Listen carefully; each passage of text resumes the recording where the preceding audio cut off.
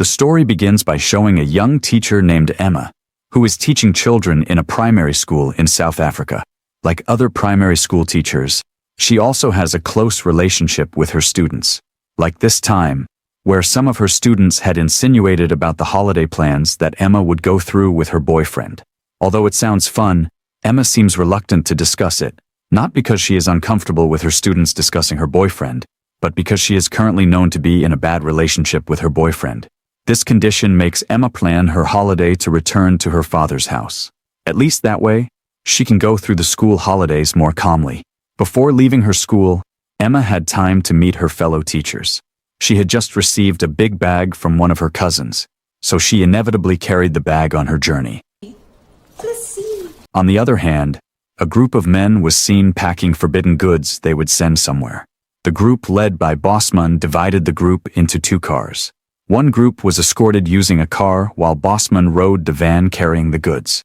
Interestingly, one of Bosman's men and nephew, Pete, seemed very nervous about the task he got. It turned out that this package delivery was the first task he got, so it's no wonder his gesture looks awkward compared to Bosman's other men. Once everything was ready, the group traveled. At the same time, Emma, still enjoying her trip, called her father to inform him of her position. Not only that, Emma even asked her father to activate the stopwatch. They seem to have a unique tradition, where the father can estimate the length of Emma's journey from afar just by utilizing the time they have set together. Discussion about Emma's boyfriend also colored their conversation on the phone, but this time, Emma seemed reluctant to discuss it. In fact, the father, who didn't want his daughter to be hurt by her boyfriend, was interrupted by Emma. Emma thinks she can solve her problems without her father's intervention. After contacting her father, Emma was upset by a text message that came to her phone. This message came from her boyfriend, who apologized and admitted his mistake. He also begged Emma so that their relationship could get back to normal. Feeling uncomfortable with the message, Emma finally replied by expressing her disappointment. From here, it is known that the root of the problem in their relationship is because Emma's boyfriend had been caught beating a man. This clearly inflamed Emma because she really hated fighting, especially to the point of such violence. However, her boyfriend argued that his actions were only in self-defense. Emma insists she wants a mature and patient partner, unlike her boyfriend, who she thinks is still childish. Not wanting to be bothered by the shadow of her boyfriend, Emma continued her journey to her father's house. In another location, the Bosman gang's journey is now experiencing problems because it turns out the route they are traveling is being watched by the police. The van they were driving was stopped, and police officers began checking the car's papers, including the driver's license. Ridiculously, Pete, who had been very tense from the start, was even more chaotic. His trembling body further aroused the officers' suspicion. To make matters worse, Pete, who tried to explain his condition, made the police even more curious. As a result, the police officer forced Pete and Bosman to get down and show the contents of their van. From a distance, Bosman's other men began to realize that their boss was in danger. They then tried to get closer and attract the attention of the police to keep Bosman and their shipment safe from the police. Unfortunately, the policeman who was alone in the middle of Bosman's gang finally had to surrender after being held at gunpoint by them. Sit jy joune neer. Kyk nie ouens, ons haal almal diep asem. Even worse, even though the policeman had surrendered and was willing to let them go, he was still beaten and would be finished off in a deserted place. Meanwhile, Emma, who was still traveling, was forced to stop after her car broke down. The situation also got worse because there was no signal on her mobile phone. As a result, Emma, who doesn't know much about engines, can only hope for help. At the same time, Bosman's gang is now preparing to take the policeman's life. Bosman, wanting to train his nephew mentally, tells Pete to shoot the policeman. However, Bosman did not want to be rash. He first asked Pete to shoot one of the rocks as his target. Unexpectedly, Pete's shot at the rock was heard by Emma, who happened to be nearby. Thinking the gunshots were coming from poachers, Emma took the initiative to ask them for water, hoping that her car would come back to life after being cooled down. Eagerly, she carried an empty bottle towards the source of the sound. However, Who would have thought that what Emma found was not animal hunters but a gang of criminals who intended to execute a policeman?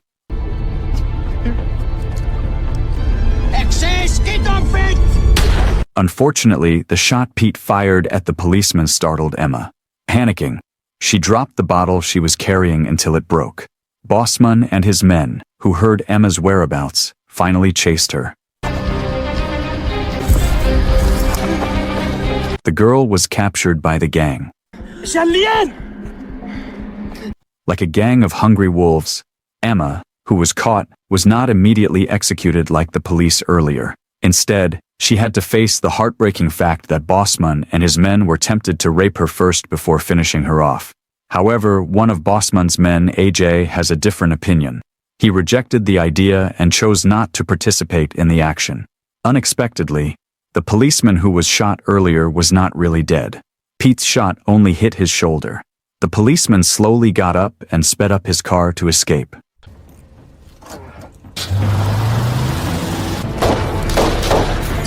Seeing their target running away, Bossman and his men's attention was now focused on the policeman. They tried to chase him by continuing to shoot bullets at the police car, but none of the shots succeeded in stopping the car. Eventually, Bossman, who had better shooting skills, managed to shoot the policeman dead.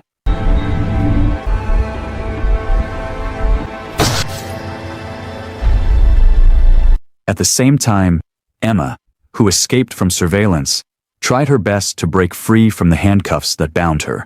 Luckily, her attempt was successful. She escaped from the location. During her escape, Emma did not immediately run away without direction, but instead decided to return to her car and pick up the bag left by her cousin before continuing her attempt to escape. On the other hand, Emma's escape provoked Bossman's anger. However, he did not take out his frustration on his men. Instead, Bossman took swift action by tracing Emma's trail in the forest. Unfortunately, Emma, who only focused on taking her cousin's mobile phone and bag, left her passport in the car. As a result, Bossman's gang now knows Emma's identity. Still shocked by what she had just experienced, Emma was seen resting while calming herself down.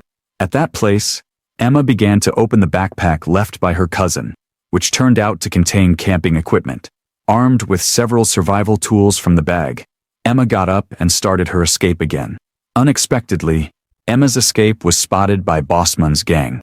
Pete, who was not considered a potential criminal from the start, has a unique ability. He can trace Emma's footprints. He acquired this ability while working as a forest security officer. Sa siguridad. As Jake Clausen kom je daar. Let's move, man. With Pete's skills, the Bossman gang arrived at Emma's previous location, where a backpack with a few items was left. From there, they began to speculate about Emma's condition, which might be nearby. With the hot and arid conditions, Emma would obviously be dehydrated and exhausted, so it was unlikely that they would find her anytime soon. On the other hand, a car was seen passing not far from Emma's car. The car's driver then got out after being curious to see a broken-down car on the side of the road. The man driving the car turns out to be Emma's father's friend. However, because there was no signal on his mobile phone, the man named Manny left Emma's car. He intended to go to another location to get a phone signal. The man quickly informed Emma's father about his findings, including the condition of the broken-down car without Emma in it. Hearing the news, Emma's father, Jack, immediately went to the location mentioned by his friend. Meanwhile, Emma, who was still on the run, suddenly realized that her footprints could be followed by a gang of criminals. Therefore, she tried with all her strength to make fake footprints. The goal was, of course, to confuse the criminals who were chasing her.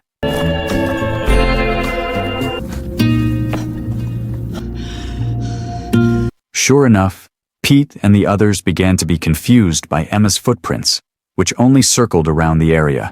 Emma didn't just make one fake footprint, but 3 footprints at once in different directions.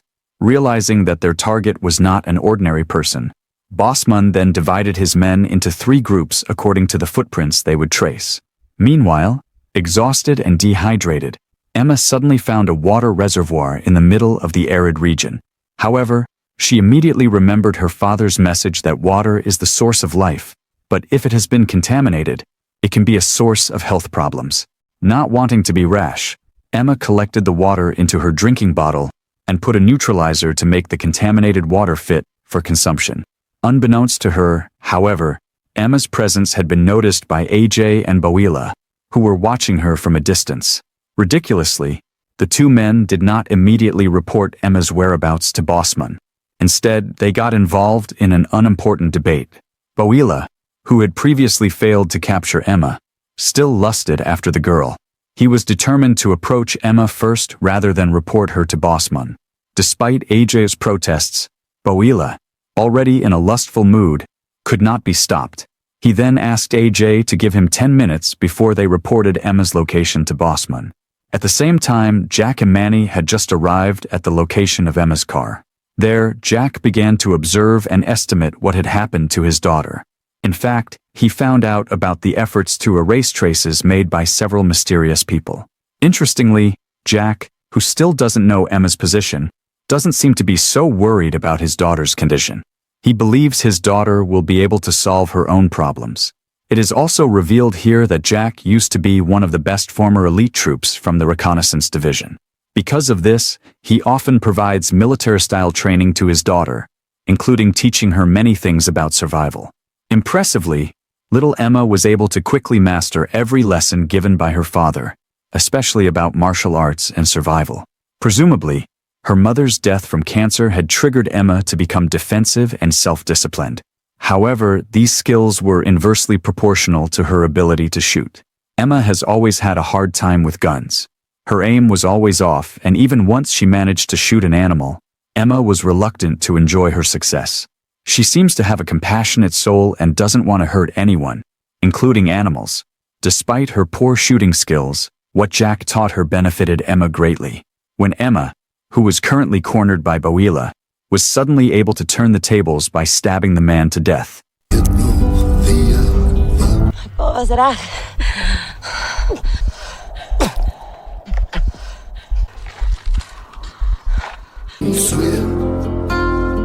From a distance, AJ, waiting for news from Bawila, began to get upset and worried about his friend.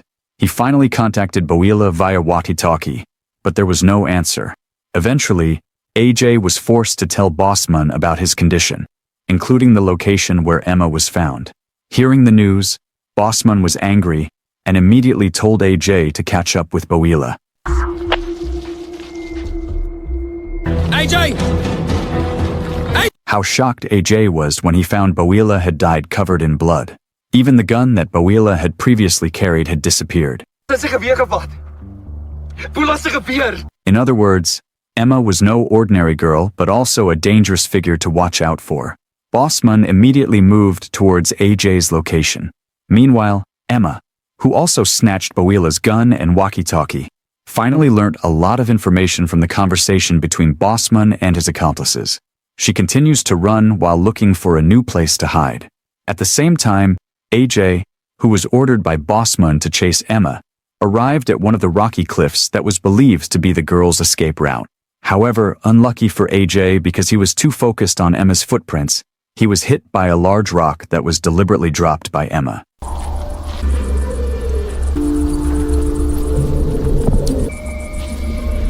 A fight ensued between the two, but Emma impressively defended herself and brutally killed AJ.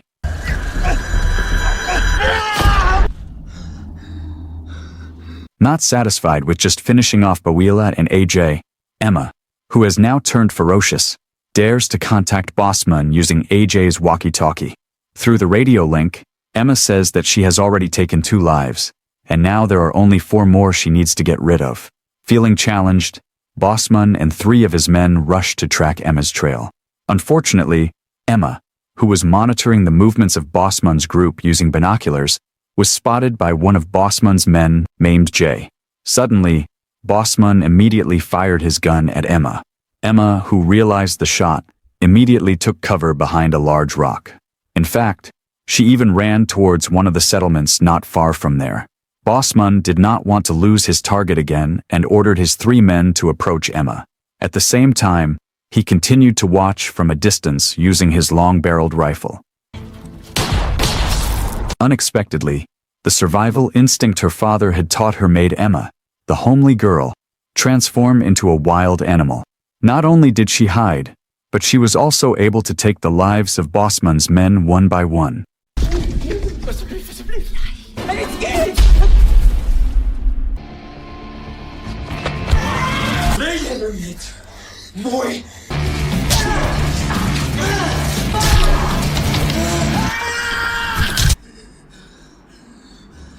After eliminating all her opponents, Emma now has to face Bosman, who was known to be an expert in shooting. Bosman, who was already prepared with his rifle, wanted a one-on-one duel with Emma instead. Bosman wants to face Emma in a cowboy-style duel. Unexpectedly, Emma, known to be a poor shot, could take down Bosman with 2 pistols in her hands.